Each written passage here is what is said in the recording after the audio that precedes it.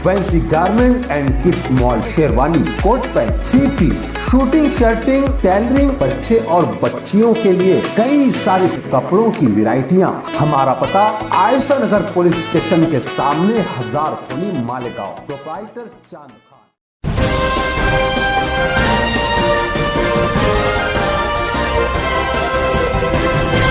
मानव समाचार, मानवता के हक में।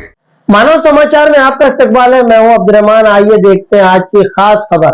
कल दशहरे का दिन दोनों ही शिवसेना के लिए अपनी शफकत और बरतरी साबित करने का दिन था। शिवाजी पार्क दशहरा रैली में जगह पाने के लिए एकनाथ शिंदे गुट और उद्धव ठाकरे गुट दोनों ने एड़ी चोटी का जोर लगा दिया, मगर बिल आखिर कोर्ट की मदद से उद्धव ठाकरे गठ शिवसेना ने बाजी मार ली, जबकि एकनाथ शिंदे की शिवसेना गठ को मुंबई के बीकेसी मैदान में अपनी रैली करना पड़ी। अगर बात करें वहां पर जमी हुई भीड़ की, तो सरकारी इदाद शुमार के मुताबिक एकनाथ शिंदे की रैली में सबसे ज्यादा भीड़ नजर आई, जो कि 2 लाख के आसपास थी। वहीं शिवाजी पार्क में उद्धव ठाकरे की रैली में 1 लाख के करीब लोग जमा हुए। शिवाजी पार्क में उद्धव ठाकरे की हुई रैली की तकरीर के बाद एकनाथ शिंदे ने तकरीर शुरू की, मगर उद्धव ठाकरे की तकरीर की तरह बेसाख्तगी नजर नहीं आई और 1.5 घंटे की तकरीर का ज्यादातर हिस्सा उन्होंने तकरीर को पढ़कर सुनाने में लगा दिया। इधर कांग्रेस के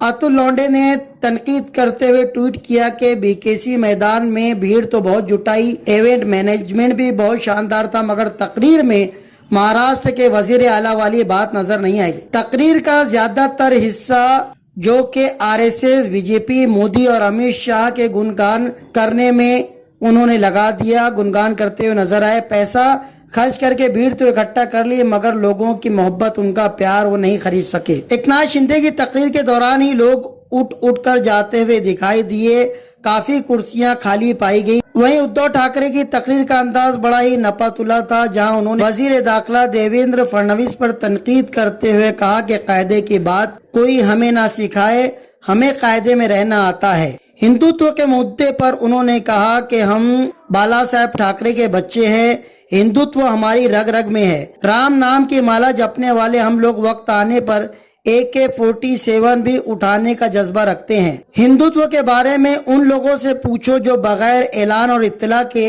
नवाज शरीफ की सालगिरह पर पाकिस्तान पहुंच गए थे। हमारा हिंदुत्व बीजेपी के हिंदुत्व के पाखंड से अलग है। जो मुल्क का है वो हमारा है, फिर वो किसी भी मजहब का मानने वाला क्यों ना हो।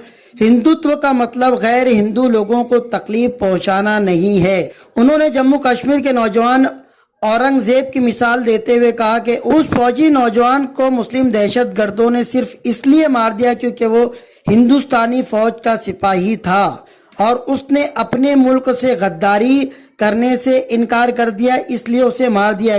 और उसके बाद उसके भाई ने दहशतगर्दों से बदला लेने की खातिर इंडियन आर्मी ज्वाइन की।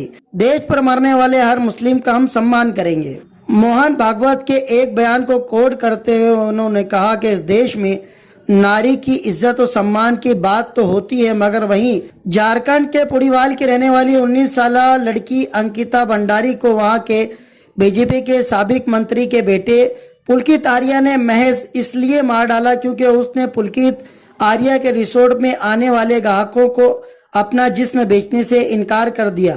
अपनी अस्मत की कीमत उस लड़की को जान देकर चुकानी पड़ी। उसकी मां आज भी इंसाफ की पुकार लगा रही है, गुहार लगा रही है। क्या हुकूमत बीजेपी के इस लीडर के बेटे को फांसी देगी?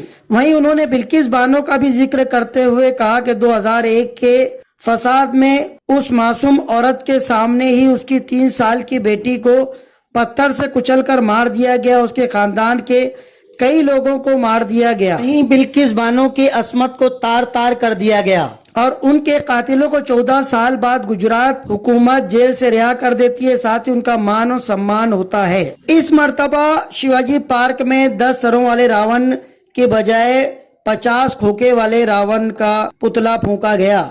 शिवाजी पार्क की रैली में शिरकत करने के लिए अमेरिका से एक नौजवान 80,000 का टिकट लेकर शरीक हुआ, जिसका नाम अक्षय राणे बताया जा रहा है, जो कि फिलहाल अमेरिका में मुकीम है। औरंगाबाद से बजरिया हवाई जहाज शिवसेना के दोनों ही गठ यानी शिंदे गठ और उद्धव गठ एक वक्त में हवाई सफर करते हुए नजर आए।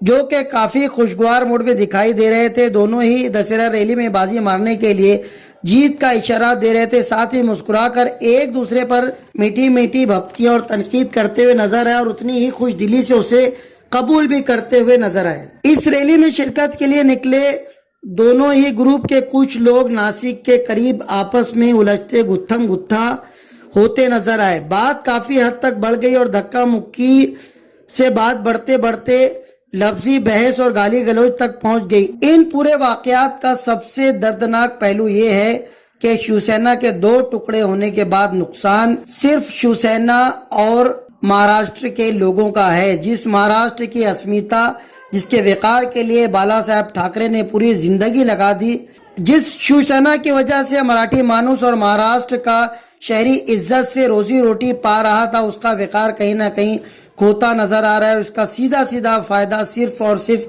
बीजेपी को होता दिखाई दे रहा है।